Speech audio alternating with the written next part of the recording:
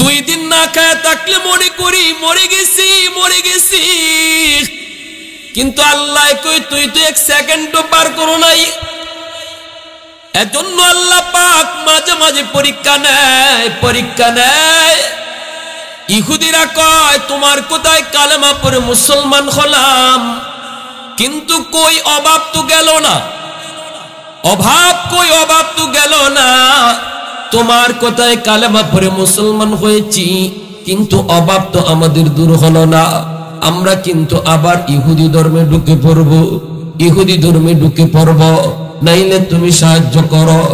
এটা হলো চরম বেয়াদব জাতি, কাউরা জাতি, গারতেরা জাতি। মুসা নবীরে এমন গারতেরামি করছে, নবীরে কান্দাই লইছে। জানেন না মুসা নবী কই ফেরাউনরে আল্লাহ পাক ডুবায় মারলো, এটা তোরে নিজের চোখে দেখলে। এখন আল্লাহ কইতেছে যা ফিলিস্তিনে আমালিকা সম্প্রদায়ের সাথে যুদ্ধ করো, আমি আল্লাহ তোমাদের সাথে আছি। মুসা নবী যখন এই ইহুদিদেরকে বলে চলো আমরা বনি ইসরাইল, আমাদেরকে আল্লাহ পাক আমালিকা সম্প্রদায়ের সাথে যুদ্ধ করতে বলছে, আল্লাহ আমাদের সাথে আছেন, তার সাহায্য আমাদের সাথে আছে, বিজয় আমাদের হবে। এমনি এরা কয় ও মুসা, আমালিকা অনেক বড় শক্তিশালী এক সম্প্রদায়, এদের সাথে যুদ্ধ করে আমরা পারবো না, এদের সাথে আমরা যুদ্ধ করব না। মুসা নবী কয় যে আল্লাহ ফেরাউনের জুলুম থেকে তোমাদেরকে বাঁচাইলেন, আর ফেরাউনকে সাগরে ডুবায়া মারলেন, ওই আল্লাহর কথার উপরে বুঝি তোমাদের ইয়াকিন নাই? ওই আল্লাহ বলতেছে তোমাদেরকে বিজয় দিবে, এরপরও কি কয় শুনবেন? কয় এত কথা কয় না, ফাযহাব আনতা ওয়া রাব্বুকা ফাকাতিলা ইন্না হাহুনা কাঈদুন। যুদ্ধ যদি করতেই হয় তুমি আর তোমার খোদা যায় যুদ্ধ করো, আমরা এখানে বসা থাকি। নাউজুবিল্লাহ। যুদ্ধ যদি করতেই হয় তুমি আর তোমার খোদা যায় করো, আমাদের পক্ষে সম্ভব না। বলুন তো আমার আপনার নবীর কোন সাহাবী কোনদিন নবীরে এমন কথা কইছেন? নবী গো না, আমরা মাত্র 313 জন, আবু জাহেল 1000, অতএব এই যুদ্ধে আমরা কি করব? 313 জন, আবার তলোয়ারও নাই, 80টা তলোয়ার, মানুষ আমাদের হাতে খেজুরের ডাল, এদের সাথে যুদ্ধ করে কি হইব? এতই যদি যুদ্ধ করাই লাগে তাহলে আপনি আর আপনার খোদা যায় যুদ্ধ করেন। এই কথা কোন নবীর সাহাবী বলছেন? কিন্তু বনি ইসরাইল কইছে মুসা নবীরে। কেমন কথা কয়? আপনি আর আপনার রবে যায় যুদ্ধ করেন। আল্লাহ পাক রব্বুল আলামিন কয় মুসা, এই হারামির জাতি তো বহুত বড় হারামি। আমি আল্লাহ ফেরাউনের জুলুম থেকে বাঁচাইলাম, নিজের চোখে দেখলো ফেরাউনের পরিণতি, এরপরেও আমার সাথে এমন মস্কারি করলো। তো নেও ঠিক আছে, এদের জন্য 40 বছর আমি আল্লাহ হারাম করে দিলাম, বাইতুল মুকাদ্দাস যাইতে পারবে না, জেরুজালেম যাইতে পারবে না, 40 বছরের লাগি ঢোকা হারাম। এখন মুসা নবী কয় তোরার লাগি 40 বছর আল্লাহ হারাম করে দিছে। এখন বনি ইসরাইল কয় আচ্ছা হারাম করলে করছে, তবে আমরা যুদ্ধ করতাম না। তো কয় কোন দিকে যাইমু? আল্লাহ এখন যাইমু কই? ইবায়ও না, দেখি না ওই মিশর যাইমু আরেকবার। আল্লাহ পাক কয় যাবাই খুশি ইবায় যাও। এখন আটা শুরু করছে পিছন দিকে, যাইব কোন ভাই? সকালে যেখান থেকে আটা শুরু করে সন্ধ্যা পর্যন্ত আটতে আটতে সন্ধ্যার সময় আয়া দেখে ইগানোয় আয়া আজির, যেখান থেকে শুরু করছিল। কথা বুঝেননি আপনারা? এর নাম হলো তিহমাদান, খালি চক্কর দেওয়ায় আইছে আল্লাহ 40 বছর। এর জায়গার মধ্যেও আল্লাহর কাছে কয় মুসার ও মুসা, আচ্ছা বুঝছি আমরা শাস্তি চলছে, কিন্তু আমরা এখানে কই খাই কই থাকি, উপরে যে রোদ আর নিচে কোনো পানি নাই, আবার খাওয়ান নাই, এই ময়দানে আল্লাহ আমরা না খাওয়াই মারবো? এটাই কি আল্লাহর বিচার? আল্লাহ আমরা না খাওয়াই মারতো? আল্লাহর একটু কও না, আমরা একটু খাওয়া পানির ব্যবস্থা দেখ। মুসানবী কো আল্লাহ শাস্তি তো চলছে ঠিক আছে, যখন আমি তারলিও পড়ছি তো বড় বিপদ, আল্লাহ ইবার মাইরো না, আল্লাহ একটা ব্যবস্থা করো। আল্লাহ লাঠি দিয়ে পাথরে আঘাত করো। লাঠি দিয়ে পাথরে আঘাত করছেন, 12টা নহর জারি হয়ে গেছে, পানির, মিষ্টি পানির নহর। আল্লাহ পানি তো হইছে। এখন উপরে যে রোদ, আল্লাহ কয় আযাল্লালনা আলাইকুমুল গামামা আমি আল্লাহ উপর থেকে মেঘমালা দিয়ে দিলাম, মেঘের ছায়া তোমাদেরকে দিয়া রাখবে। যেরকম সুবহানাল্লাহ। এরপর আল্লাহ তো আমরা খাইতাম কই, কেমনে খাইমো, খাওয়া পানি কই? আল্লাহ কও আনজালনা আলাইকুমুল মান্না ওয়াস সালওয়া, যাও আমি আল্লাহ তোমাদের জন্য মান্না সালওয়া দিয়ে দিলাম, জান্নাতি খাবার। মান্না হলো মাশরুম জাতীয় এক ধরনের সুস্বাদু খাবার, আর সালওয়া হলো পাখির গোশত, ভুনা গোশত। জান্নাতি খাবার, রেডিমেড খাবার প্রতিদিন এই বেহায়া জাতিগুলির জন্য আল্লাহ পাক দিয়া রাখছে। কেন? কারণ আল্লাহর নাম রহমান। যেরকম সুবহানাল্লাহ। এত অবাধ্য আল্লাহর কথা অমান্য করছে, এরপরও আল্লাহ জান্নাতি পানি খাওয়াইছে, জান্নাতি খাবার খাওয়াইছে, উপর থেকে আল্লাহ পাক এরকম ছায়া দিয়া রাখছে। এখন জান্নাতি খাবার খায়, সকালবেলা রেডিমেড খানা, কি খানাওয়া, কোনো কষ্ট নাই, কষ্ট নাই, কত মজার খাওয়ান খাইতেছে। কিছুদিন পরে কয় কি শুনবেন, কয় মুসা ই খাওয়ান আর ভাল লাগে না। কথাটা বুঝছেন আপনারা? এরার গাউরামি আর গার তেরামি শুধু বুঝাইতেছি একটু। এই যে আজকে সারা বিশ্বই কইতেছে যে যুদ্ধটা বন্ধ কর, আপাতত বিরতি দে। এই গাউরার জাতি কি কয়, এটা টেবিলে, আমাদের আলোচনার টেবিলেই এই কথা নাই। মানে আমরা থিওরিতে যুদ্ধ বন্ধ করার কোনো আলোচনা নাই। জাতিসংঘ থেকে পর্যন্ত বলা হয়েছে যে বাচ্চাগুলির উপরে হামলা করো না, বাচ্চাগুলির উপরে হামলা করো না। কারো কথা মানতেছে না। কেন? এরা গাউরা। এটা আজকের গাউরা বলে জি না, এই পুরানা গাউরা। ঠিক না? জোরে কথা মানবো কেমন করে? এত নতুন গাউরা না, বাপ দাদা 14 গোষ্ঠী গাউরার জাতির গাউরা। মানবো কেমন করে? পৃথিবীর কোনো কথা মানবে না, কারো কথা শুনবে না। কই খাওয়ানোর ভাল লাগে না, মুস্তানবী কো হারামের হারামি হল কি তো কি ভাল লাগে? কয় আল্লাহরে খাও, আমরা আলু চাষ করতাম, পেঁয়াজ চাষ করতাম, আমরা এরকম রসুন চাষ করতাম, আলু রসুন পেঁয়াজ এটা আমরা চাষ করিয়া এরপরে খাইতাম, এটা খাইতে মন চায়। আপনারা আমরা যদি আল্লাহ রেডিমেড প্রতিদিন জান্নাতি খাবার ইরম দিত, এটা 150 টাকা কেজি আলু কিন্তু হ্যাঁ কোন পাগলে হয়েছে আবার, কোন পাগলে হয়েছে আবার 150 টাকা কেজি পেঁয়াজ কিনবার লাগে আর 50 টাকা না 60 টাকা আলু, ঠিক না? হ্যাঁ, কিন্তু 70 টাকা নেই, 70 টাকা কেজি আলু হয়েছে আর 150 টাকা কেজি পেঁয়াজ হয়েছে। এরা জান্নাতি খাবার খাওয়ায়, এরপর ভাল লাগে না। আর এজন্যই এদের মাথার গিলু একটু বেশি।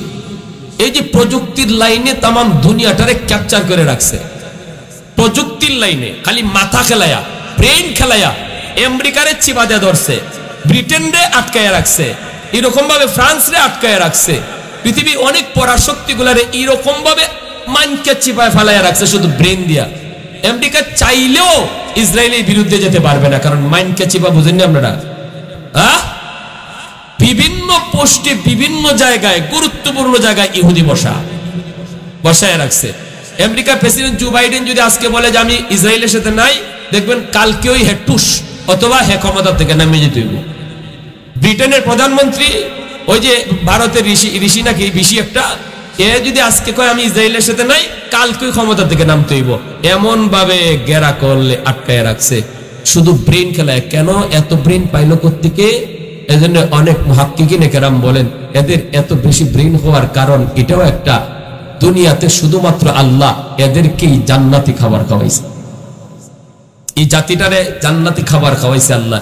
আর এই জান্নাতি খাবারের ব্রেন এদের মাথা এদের। তবে আফসোস, এই ব্রেনটা ভালো কাজে ব্যয় করে, যত শয়তানি আর দুষ্টামি আছে এই ব্রেনটারে কাজে লাগে। আল্লাহ ওদের সহি বুঝ দাও, নাইলে তোমার কুদরতি হাত দিয়ে ওদেরকে ধরো। বলেন আমিন। আরো জোরে বলেন আমিন, আরো জোরে বলেন আমিন।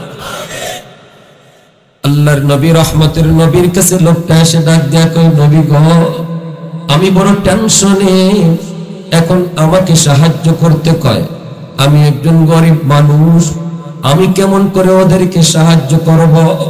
আমারই তো সাহায্যের প্রয়োজন। কি করব, কি জবাব দিব কিছুই বুঝে পাই না। ওরা সাফ সাফ জানায় দিছে যদি আমি সাহায্য করতে না পারি তাহলে ওরা আবার ইহুদি ধর্মে ঢুকে যাবে। আল্লাহর নবী রহমতের নবী তখন আলী রাদিয়াল্লাহু তাআলা আনহুর দিকে তাকালেন। আলীর দিকে তাকে নবী বলতেছেন, আলী বলো বাইতুল মালে তাদেরকে সাহায্য করার মতো কিছু আসেনি? আলী রাদিয়াল্লাহু তাআলা আনহু বলেন, নবী গো একদম খালি, দেওয়ার মতো কিছুই নাই। আল্লাহর নবীও টেনশনে পড়ে গেলেন, কি করবেন? নবীজি ওদেরকে সাহায্য কেমনে করবেন? ওই অবস্থায় একজন ইহুদি, অনেক ধনী ধনাঢ্যশীল একজন মানুষ ইহুদি দৌড়ায় আসছে, আইসা বলতেছে, মুহাম্মদ এই মুহূর্তে আমি তোমাকে সাহায্য করতে পারি। আমার কাছে 40 মিসকাল স্বর্ণ মুদ্রা আছে, আমি তোমাকে এই স্বর্ণগুলি দিয়ে দিব, বিনিময়ে তুমি আমাকে 40 মণ খেজুর দেওয়া লাগবে। আল্লাহর নবী বলেন, ঠিক আছে, খেজুরগুলি কতদিন পরে দিতে হবে? 3 মাস পর। নবী বলেন, ঠিক আছে, 3 মাস পর বাইতুল মালে অনেক খেজুর জমা হবে, 3 মাস পর খেজুর পাকবে, আমি 3 মাসের টাইম তোমার কাছ থেকে নিলাম, এই মুহূর্তে তুমি 40 মিসকাল স্বর্ণ মুদ্রা দিয়ে দাও। নবীজি তার কাছ থেকে এই স্বর্ণ মুদ্রাগুলি নবী নিলেন, নিয়ে আল্লাহর নবী ওই বসতির মানুষগুলি যারা কালেমা পড়ে মুসলমান হয়েছে অভাব দূর হওয়ার জন্য আল্লাহর নবী তাদের মাঝে বন্টন করে দিলেন। দিন যায়, রাত যায়, মাস যায়, 2 মাস চলে গেল, 3 মাস পার হওয়ার আর 3 দিন বাকি। 3 মাস পার হওয়ার বাকি আর কয়দিন? জোরে বলেন কয়দিন? 3 দিন বাকি। আল্লাহর নবী ওই বসতির পাশ দিয়া আবার নবী যাইতেছেন। এইবার নবীর সাথে আলী নন, এইবার নবীর সাথে হলেন হযরত ওমর ফারুক রাদিয়াল্লাহু তাআলা আনহু, যার হাতে তলোয়ার সব সময় খোলা থাকে, সব সময় তলোয়ার খোলা থাকে। ওমর রাদিয়াল্লাহু তাআলা আনহু আল্লাহর নবীর সঙ্গী, নবীর সফর সঙ্গী, নবীর বডিগার্ড, আল্লাহর নবীর খাদিম হয়ে রওনা দিয়েছেন। এই বসতির কাছে যাওয়া মাত্র ওই ইহুদি মানুষটা দৌড় দিয়া মায়ার নবীর রাস্তা আটকায় দিল। আটকায় বলতেছে, মুহাম্মদ এই মুহূর্তে আমার খেজুর গুলি দাও। আল্লাহর নবী বলেন, ভাই তোমার খেজুর দেওয়ার টাইম আরো 3 দিন বাকি। কয়দিন বাকি? তোমার খেজুর দেওয়ার টাইম আরো 3 দিন বাকি। তুমি নিজের মুখে বলেছ 90 দিন পর দিয়ে দিও, আমিও তো 90 দিনের অপেক্ষায় আছি, আমার পুরাপুরি মনে আছে, কোনো ভুলি নাই, পেয়ে যাবা তুমি। লোকটা কয়, আমি 90 দিন বুঝি না, 3 মাস বুঝি না, এখন আমার খেজুর দেওয়া লাগবে, এখনই খেজুর দিতে হবে। নবী যত তারে বুঝান, এরপর নবীর বুঝ মানে না। আল্লাহর নবীর সাথে চড়া আওয়াজে কথা বলতে লাগলো, ভাষা খারাপ করা শুরু করলো। আল্লাহর নবীর সাথে ভাষা খারাপ করা শুরু করলো। নবীজি এরপর নরম সুরে কথা বলেন, নবীজি সুন্দর ভাষায় তারা বোঝানোর চেষ্টা করেন, এরপর ইহুদি বুঝে না।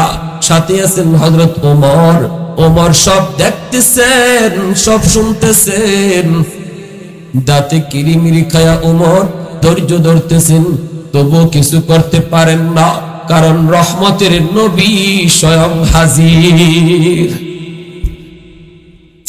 এইবার আল্লাহ নবী যত তারে বুঝায়, বুঝ মানে না, বুঝ মানে না। নবী যে কই, ভাই একটু বুঝার চেষ্টা কর, কয় না না আমি বুঝ মানি না, বুঝানোর কোনো সুযোগ নাই, খেজুর চাই খেজুর। আল্লাহ নবী রহমতের নবী, মায়ার নবী, আমার আপনার দরদি নবী, উম্মতের দরদি নবী, গোটা জাহানের দরদি নবীর কলারে দুশ্মন ধরে ফেলল। নাউজুবিল্লাহ, জোরে কোন। আল্লাহর নবীর গায়ের কাপড়ে ধরে ফেলল, নবীজির সাথে চূড়ান্ত বিয়াদবি শুরু করে দিল। এরপর আমার নবী রহমতের নবী হাত তুলেন না, নবীজি একটা কটু বাক্য বলেন না, হাত ধরায় নবী তার হাত ছাড়ানোর চেষ্টা করেন, বোঝানোর চেষ্টা করেন। তখনও নবী উমরকে আদেশ দেন না। এরপরও নবীজি বলেন না, উমর তাকায় তাকায় তুমি কেন দেখো, তুমি ওরে ধরো না কেন? নবী তখনও উমরের দিকে তাকান না, আল্লাহর নবী শুধু তারে বোঝান। আর হযরত ওমর চুকির ইশারায় শুধু নবীর অনুমতি চাইতেছেন, আমার দরদি নবী যদি চোখের ইশারাটা শুধু দেয়, আমি ওমর মুহূর্তের ভিতরে তলোয়ার চালায়া দিব। কারণ ওমরের নাম শুনলে পরে শয়তান অন্য রাস্তায় ভাগে। ইহুদি ওমরকে ভালো করে চিনে, ভালো করে ওমরকে চিনে, এরপরও নবীজির সাথে খারাপ আচরণ। আল্লাহর নবী রহমতের নবী শুধু সহ্য করতেছেন, ওমরের তো সহ্য হইতেছে না। ওমর তো লাল হয়ে গেছে, বডি চেহারাটা পর্যন্ত লাল হয়ে গেল। কি করবেন ওমর? চিন্তায় পড়ে গেলেন। এক পর্যায়ে দেখা যায় আল্লাহর নবী রহমতের নবী ওমরের দিকে তাকান। হযরত ওমর মনে করছেন নবী এইবার আমাকে অনুমতি দিবে, কিন্তু নবী অনুমতি না দিয়া ধমক দিয়া বলেন, ওমর চোখগুলা বড় করছো কেন? চোখটা নিচের দিকে নামাও। সে পাওনাদার, দুই কথা বলতেই পারে, তোমার আমার কথা বলা উচিত নয়। একটু আওয়াজ দিয়া কন্যা সুবহানাল্লাহ, আর একটু জোরে কন্যা সুবহানাল্লাহ। কৌনাইন মুখতারে খুদা তুমকো বানায়া, कौनैन मुख्तार खुदा तुमको बनाया, उम्मत का निगाहबान खुदा तुमको बनाया, उम्मत का निगाहबान खुदा तुमको बनाया। मौला मेरा आका मेरा रहमत की नबी है, तजदार मदीना है तो माहे अरबी है, तजदार मदीना अरबी है। अशजार ने देते ही नबूवत के शहादात, तशकीक कमर में है तो अंगुल की इशारा, तशकीक कमर में है तो अंगुल की इशारा। একটু জোরে সুরে কোন আল্লাহু আকবার, আর একটু জোরে কোন আল্লাহু আকবার। এইবার দিনের নবী মায়ার নবী ডাক দিয়ে ওমর রাদিয়াল্লাহু তাআলা আনহুকে কাছে আনলেন। কাছে এনে বলতেছেন, ওমর ওমর আমার কাছে আসো, কানটা কাছে দাও। নবীজি কানের কাছে মুখটা নিয়ে বলতেছেন, দাও এখনই তার খেজুরগুলি বোঝায় দিয়ে দাও, এখনই তার খেজুরগুলি দিয়ে দাও। আর শুনো ওমর, খেজুর আরো বেশি দিও। ওমর চিন্তায় পড়ে গেলেন, ইয়া রাসূলুল্লাহ, ইয়া হাবিবাল্লাহ, ওগো নবীজি, তার পাওনা খেজুর তারে দিব, এত খারাপ আচরণ আপনার সাথে করলো, এরপরও তারে আবার বেশি কেন দিব? আল্লাহর নবী তখন বলতেছেন, ওমর তুমি যে তার দিকে চোখ লাল করে তাকাইছো, এর জরিমানা হলো 10 সের।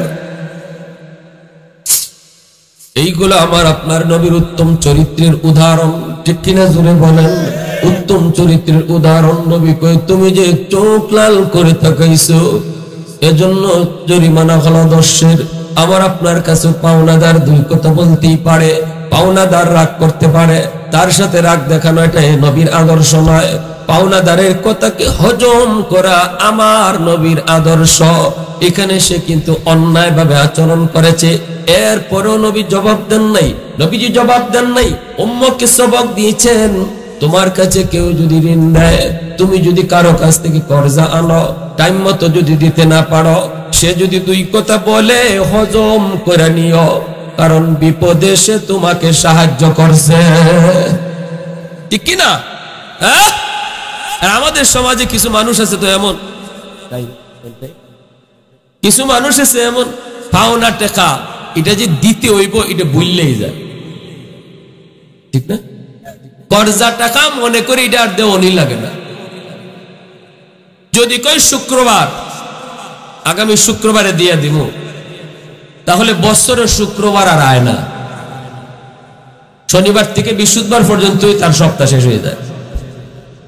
এমন আসেনি না নাই? হ্যাঁ, একদিন এক লোকে কয়, হুজুর 5000 টাকা কর্জা পাইতাম, আজকে 5 বছর। কতবার যে বাড়ি যাই, গেলে ঘুমো থেকে হয় গড় নাই, ওলারে কয়ে দেখো গড় না। আপনাদের এলাকায় মনে এরকম নাই? কয় ফাইলিছি একদিন বাজারও বন্ধুদের সাথে চা খায়। আমি বললাম ভাই তোর বিপদে আমি টাকাটা দিলাম, দেশ না ভাই দে আমারে, আমি এখন বিপদে পড়ছি, টাকাটা দিয়া দে। এমনি কয় এই মিয়া তুমি যেখানে মন চাই এখানে টাকা চাও কেন? এটা কি টাকা চাওয়ার জায়গা? হ্যাঁ, আমি কি টাকা লইয়া মরে গেছি? তোমার টাকা লইয়া কেউ মরে গেছি? কইছি না দিমু। বেচারা আজকে 5 বছর ধরে তুই খালি দেশ হই দেখছেন না, তুই কোন দিন মরবে কো? আমি এর আগের দিন আইব। কথাটা বুঝিনি আপনি? কোন দিন মরবে ভাই তুই কথাটা কো, এর আগের দিন আইব, এর আগে ডিস্টার্ব করতাম। এটা পৃথিবীর কোন ক্ষমতা আছে কারো বলার? হ্যাঁ, হুজুর এরপরে দেখা যায় তার বন্ধু বান্ধব যেটা আছে সব তার পক্ষ, সবাই একসাথে কয় হবে, আমরা একসাথে বসে চা খাইতেছি বাজারও, তুমি কি টাকা চাওয়ার আর সময় পাইলা না? এখন টাকা চাইছো, বহুত বড় অন্যায় করছো, আমরা সামনে তার লজ্জা দিছো, বহুত বড় অন্যায় হয়েছে। তো আমি কইতেছি কই ভাই তো ঠিক আছে, অন্যায় তো হয়ে গেছে, এখন কি করতে হইব? কয়টার জরিমানা দেওয়া লাগবো। কি জরিমানা? জরিমানা হইলে আমরা হগলের 4 বিল তুমি দিবা। আমার কর্জা টাকা চাইতে গিয়ে 250 টাকা জরিমানা দেওয়া লাগছে আমার। এই যদি হয় আমাদের হালত, আমাদের চিত্র, সুদের ব্যবসা গরম হবে না কেন? করজদাররা করজ দেয় না, আর সুদকুররা সুদের টাকা লইয়া বোয়া। কেন করজদাররা করজ দেয় না? কারণ করজের টাকা আর পাওয়া যায় না, যার কারণে টাকা টাকার পরেও হয় নাই, কারণ একজনকে দিয়া বিপদে পড়ছে এজন্য দেয় না। আর তখন একটা মানুষ আসলেই যদি ভালো মানুষটা তার কাছে টাকা চাইয়ে থাকে, এই ভালো মানুষটাও বঞ্চিত হয়, তখন বিপদে পড়ছে কি করব? ওই সুদকুরের কাছে যায়, গিয়া কয় ভাই নে তোরে 20,000-এ 25,000 দিমুনে, 50,000-এ 70,000 দিমুনে, তাও আমার এই বিপদ থেকে উদ্ধার কর। কারণ ওই টাকাওয়ালারা তারে তো খরচ দিতেছে না, না দেওয়ার কারণ আমি নিজে, ওই কারণ আমি তারে ঠিক মতো খরচটা দিলাম না, আর না দেওয়ায় আরেকটা আমার আরেক ভাই বিপদে পড়ে তার কাছ থেকে কর্জ টাকা পাইল না, আর এর জন্য দায়বার আমি নিজে। ঠিক কিনা জোরে কর? আমি নিজে। এজন্য বলি আল্লাহর দোহাই, আল্লাহ নবীর আদর্শ দেখেন, নবীজির আদর্শ দেন, অন্যায় আচরণ, ডাহা অন্যায় 3 দিন টাইম আরো আছে এখনো, এরপরেও সেই অন্যায় আচরণটা আল্লাহ নবী মান্য নিছেন। আর নবী বলতেছেন ওমর যাও তারে 10 খেজুর আরো বেশি দিয়ে দিও। সুবহানাল্লাহ জোরে কর। হযরত ওমর দৌড় দিয়া তারে বলতেছেন মিয়া চলো খেজুর নিয়ে যাও। উমরের গুসা থেমে না, থামার কথা না। কেমন করে থামবে? কারণ তিনি তো উমর, যার নাম শূন্য শয়তান অন্য রাস্তায় ভাগে। ওমর তারে নিয়ে রওনা দিলেন।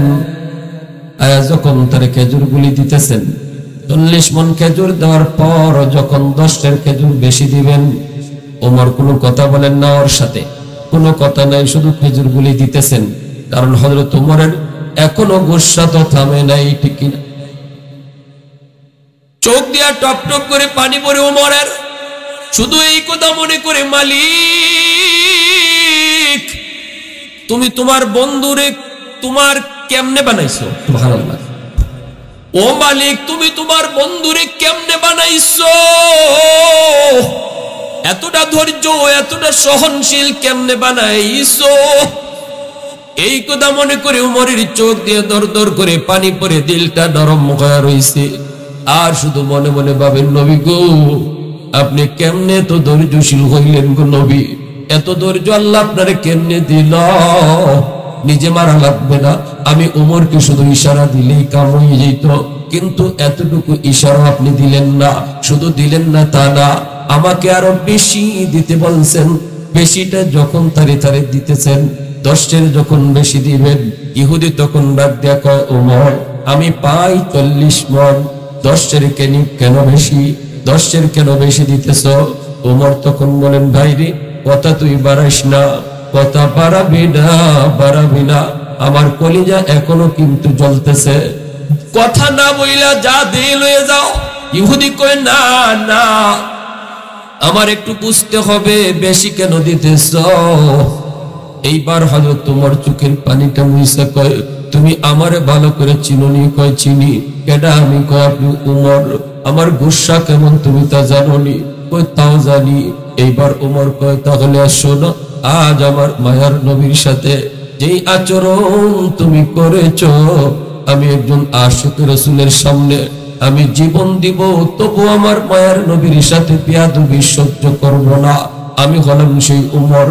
এরপরও তোমারে কিছু করতে পারি নাই, এরপরও কোনো বদলা নিতে পারি নাই, কারণ শুধু একটাই, আমার রহমতের নবী স্বয়ং হাজির। আমার নবীর অনুমতি না পায়া তোমার গায়ে হাত তুলতে পারি না, এজন্য আমি চুপচাপ রইছিলাম। এইবার শুনো শুনো, আমি যখন চোখ লাল করে তোমার দিকে তাকাইছি, নবী আমাকে কাছে নিয়ে কানে কানে বলে দিলেন, ওমর 10 খেজুর তারে বেশি দিয়ে দিও। আমি বলেছিলাম কেন? নবী কয়, আমি যে তোমার দিকে চোখ লাল করে তাকাইছি, এর জরিমানা বাবদ 10 বেশি দিতে হবে। ইহুদি ডাক দেখ, ওমর 10 লাগবে না, 40 মনও লাগবে না। আমি তাওরাত কিতাবের পণ্ডিত, তাওরাত কিতাবের ভিতরে আখিরি নবীর যতগুলি আলামত, সবগুলি আলামত আমি মুহাম্মদুর রাসূলুল্লাহর কাছে পেয়েছি। একটা আলামত আমার পাওয়া বাকি ছিল। তাওরাত কিতাবে আছে আখিরি জমানার নবীর আখলাক হবে খুলুকে আজিম, মহান চরিত্রের অধিকারী। কেউ খারাপ আচরণ করলো ইনি খারাপ আচরণ করবে না, এই হলো মুহাম্মদুর রাসূলুল্লাহর একটা আলামত। ওই আলামতটা পাওয়াই শুধু বাকি ছিল রে ওমর। এজন্য আমি ইচ্ছা করে খারাপ আচরণ করেছি, ওই আলামতটা পাওয়ার জন্য। আমার পাওয়া হয়ে গেছে ওমর, আমার পাওয়া হয়ে গেছে। অতএব আমি আর দেরি করতে চাই না, এখনই কালেমা পড়ে নবীর দরবারে নিয়ে যাও। আল্লাহ নবীর কাছে আইসা ইহুদি কালেমা পড়ে মুসলমান হয়ে গেল। এই হলো আমার নবীর চরিত্র, এই হলো আমার নবীর আখলাক। ভাইরা বন্ধুরা, ইহুদির সাথে আমার নবীর এত সুন্দর আচরণ ছিল। আজকে ইহুদিরা আমার মুসলমান ভাইদের সাথে কত নিষ্ঠুর আচরণ। তাদের নিজেদের পাওনা জমি নিজেদেরকে দেয় না, রিফিউজি হয়ে আসলো, এরপরও তাদেরকে থাকতে দিল না। আজকে আমেরিকা পাশে আইসা কয়, ইন্নী জারুল লাকুম, আমি তোর পাশে আছি। আমেরিকা কইতেছে, ইন্নী জারুল লাকুম, আমি তোর পাশে আছি, টেনশন নাই, ভয় নাই। ইরান কিছু করবে না, সৌদি কিছু করবে না, ইরাক কিছু করবে না, সিরিয়া কিছু করবে না, আমি তোর পাহারায় আছি। ভূমধ্য সাগরে রণতরী লইয়া আমেরিকা হাজির। কি কয়? ইন্নী জারুল লাকুম, আমি তোর পাশে আছি। এই কথাটা ইবলিস বলেছিল। ইবলিস বদরের যুদ্ধে আবু জাহেলকে বলেছিল, ইন্নী জারুল লাকুম, আমি তোর পাশে আছি আবু জাহেল, টেনশন করবি না, মুহাম্মাদের বাহিনী সহ সাফ করে ফেলা। আবু জাহেল কইছিল, নেতা তুমি যদি পাশে থাকো টেনশন নাই, সব সাফা করে ফেলবো, সব সাফা করে ফেলবো। এরপরে ঘটনাটা কি হয়েছে, শয়তান কি দেখছে বলবো? একটু জোরে, একটু জোরে। আল্লাহর জমিনে আল্লাহর দ্বীন জিন্দা থাক। ওরা চায় দ্বীনের আলো নিভাইয়া দিতে, আল্লাহ চায় দ্বীনের আলো জ্বালাইতে। আল্লাহ কি নিজের ইচ্ছায় আলো জ্বালাবে না আমাদেরকে দিয়ে জ্বালাবে? যেরকম যেরকম আমাদেরকে দিয়ে। তাহলে এই জন্য আল্লাহ কইছে, নবী তুমি বদরে যাও। নাইলে আল্লাহ কইতো, বন্ধু কের তুমি বদরে যাইবা, তুমি মদিনায় বসে থাকো। আবু জাহেল আমি আল্লাহ দেখতেছি, আল্লাহ এই কথা বলতে পারতো না? আজকে বর্তমান জমানায় আপনাদের কাছে একটা আবদার থাকবে। বর্তমান জমানায়, ফিতনার জমানায় মাদ্রাসা শেষ করে দেওয়া, মাদ্রাসা বন্ধ করে দেওয়া, উলামায়ে কেরামের প্রোডাকশন কমায়া দেওয়া, এটা হলো দ্বীনের আলো নিভায়া দেওয়ার ষড়যন্ত্র, ঠিক কিনা? মাদ্রাসা যদি বন্ধ হয়ে যায়, কোরআনের তালিম যদি বন্ধ হয়ে যায়, অটোমেটিক মানুষ ইসলাম ভুলে যাবে, অটোমেটিক আল্লাহর সাহায্য পাওয়ার ইতিহাস জানবে না, আল্লাহর উপরে তাদের ভরসার কথা টোটালি ভুলে যাবে, তখনই তারা আমেরিকা ডাকবে, ভারতকে ডাকবে, রাশিয়াকে ডাকবে, আমেরিকাকে ডাকবে, আমাদেরকে ডাকবে। আর মাদ্রাসার শিক্ষা যতদিন থাকবে তখনই তারা আল্লাহর কাছ থেকে গায়েবী সাহায্য চাইবে। তাহলে মাদ্রাসা শেষ হয়ে যাক এটা চাই না, মাদ্রাসা জিন্দা হোক। আপনাদের এলাকার জন্য আপনাদের মাদ্রাসা রহমত, এটা আল্লাহর কোরআনের ভাষা। যে এলাকায় যে মাদ্রাসা আছে এই মাদ্রাসা হলো এলাকার জন্য রহমত। মাদ্রাসার খাতিরে আল্লাহ গোটা এলাকাকে রহমতের চাদর দিয়ে ঢেকে রাখে। আসমানি গজব, জমিনি গজব, দুশ্মনের দুশ্মনী, সব ধরনের বিপদ মুসিবত থেকে আল্লাহ কোরআনের প্রতিষ্ঠানের খাতিরে রহমতের চাদর দিয়ে ঢেকে রাখে। বলে ফেলবো ইবলিসের কথাটা, আর ইবলিসের কথার সাথে আমেরিকার কথা এক। ইবলিসের পরিণতি যা হইছে আমেরিকার পরিণতি তাই হবে ইনশাআল্লাহ।